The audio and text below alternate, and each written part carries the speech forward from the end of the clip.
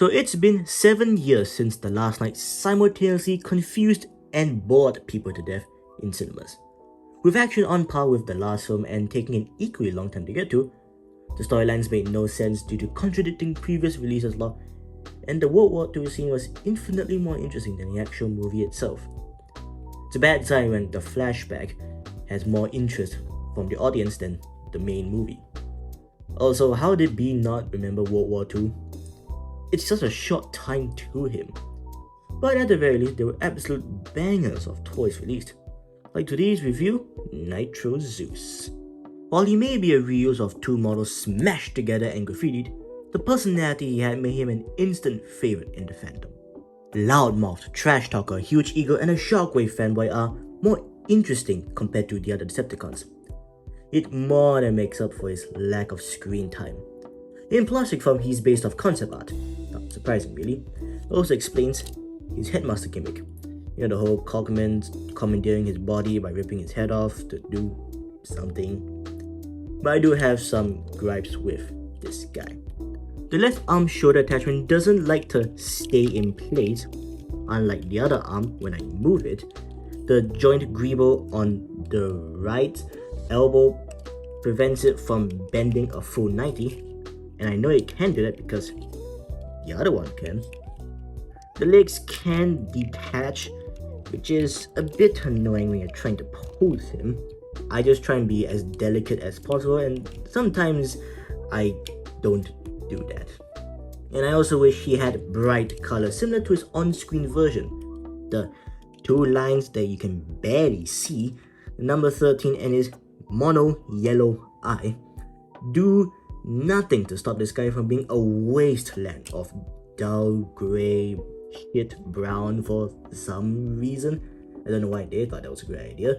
And black that hides the details. Because you can see, there is some excellent greebling right over here, but you can't see it at all, so it's a bit of a waste. Now, some of my complaints can be attributed to age, like these things not really being as secure, this as well. These could be an age problem, but this one is a design thing. But I love everything else. It's like how the wings just disappear from the robot, bucking the trend of jet formers. I really like the arm-mounted gun to emulate his fallen idol. The entire front of the jet becoming a shield, energy crossbow thing, whatever, it looks cool. The fact that he has collar miniguns, you can't really see it that well, but here it is. It's a great design. But I just seriously wish he had better colors. In the articulation department, the lack of ankle tilts is the only thing preventing this guy from competing with current day releases. That and the right elbow. No waist swivel, but due to transformation, that's fine. And a fun thing you can do is that you can position the thrusters to make him look like he's getting ready for a devastating beam attack. And launch the missiles too, I guess.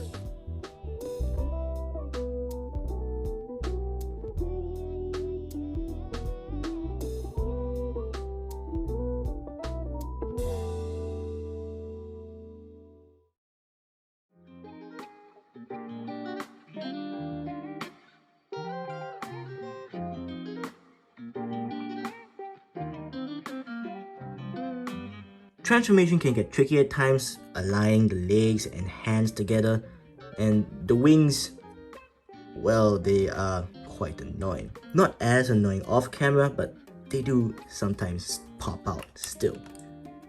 However, in general, the way he transforms is like a beast former. Take Crimson Flames for an example.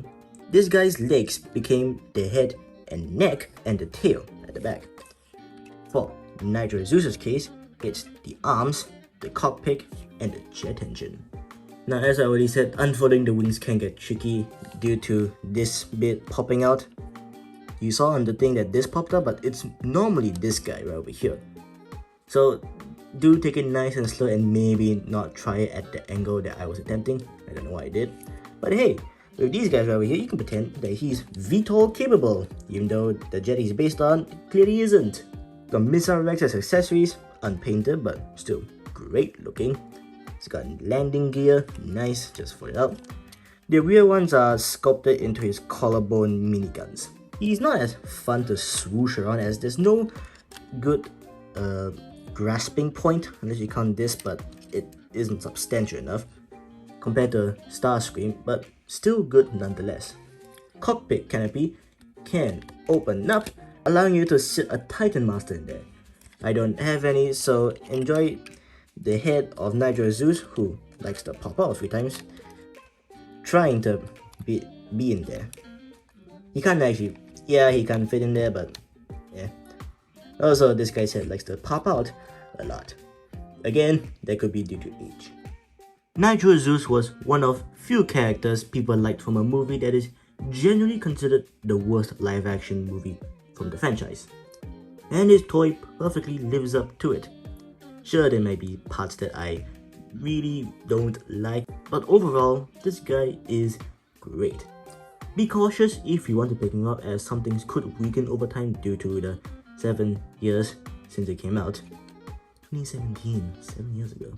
Anyways, I hope you found this video useful, and I'll see you next time.